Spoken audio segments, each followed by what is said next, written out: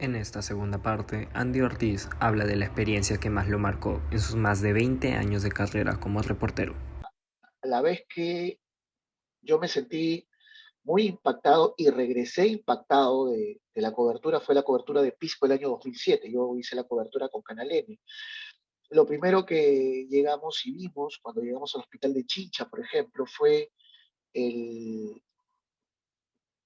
vestíbulo del hospital destruido, pero ahí habían puesto, lo habían improvisado como morgue, porque creo recordar que la morgue estaba colapsada por derrumbes estructurales, pero había colocado ahí aproximadamente 20 muertos, los conté, 20 fallecidos, 20 cadáveres.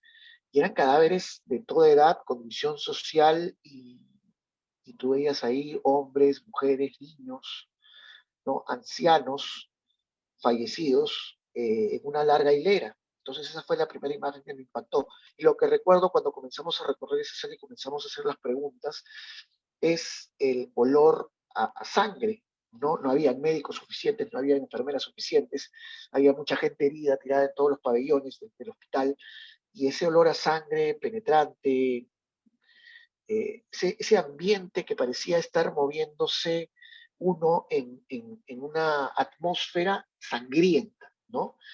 No sé si has alguna vez experimentado algo así, pero era muy denso, la atmósfera, muy densa la atmósfera en esa circunstancia, y era incluso difícil caminar con esa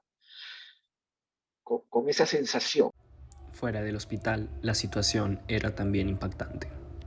Luego, cuando llegamos a Pisco, eh, recuerdo que llegamos muy temprano por la mañana, y uno, bueno, va absorbido por el trabajo, no va absorbido por tratar de llegar lo antes posible, ver punto de transmisión, ese tipo de cosas.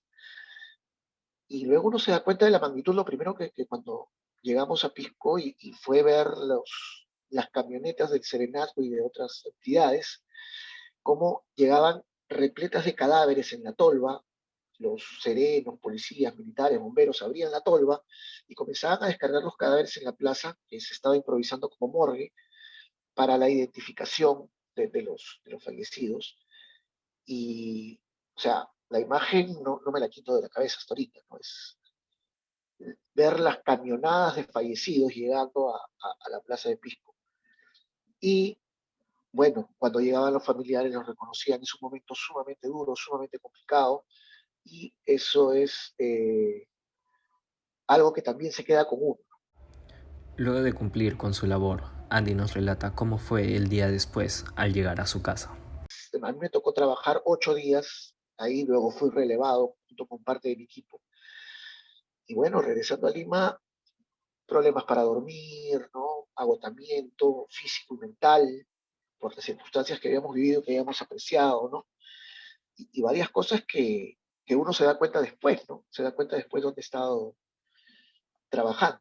Eso es es la cobertura que más recuerdo en circunstancias así que me haya tenido complicado, una especie de síndrome, no sé si es síndrome de estrés postraumático, pero si recurrimos a la literatura que hay respecto al tema entre periodismo y salud mental, pues tanto los periodistas, tanto yo como muchos otros periodistas que estuvimos ahí, tuvimos ese shock, ¿no? Ese shock emocional. No recuerdo haber lidiado con el problema de inmediato, pero años después, por otras circunstancias de trabajo también, hice terapia para el estrés postraumático, de ahí fueron saliendo varias cosas, ¿no? La cantidad de sufrimiento que uno puede ver en esta profesión no es algo que pase sin dejarte una huella, eso es claro. Entonces, eso se acumula y lo mejor, como tú dices, lo mejor sería que después de una cobertura tan fuerte como la de Pisco, o tal vez después de que los periodistas regresan de una guerra, de un conflicto social, o de una cobertura como la de Mesa Redonda, yo no cubrí el incendio de Mesa Redonda, pero he escuchado relatos de compañeros que no pudieron regresar al trabajo por lo menos en 2 semanas después de Mesa Redonda, o algunos que se retiraron definitivamente del periodismo. Entonces, sí creo que después de una circunstancia tan complicada es necesario que se recurra a la asesoría de un profesional o de una profesional en el tema, ¿no? Un profesional o una profesional en salud mental, llámese psicoterapeuta o psiquiatra.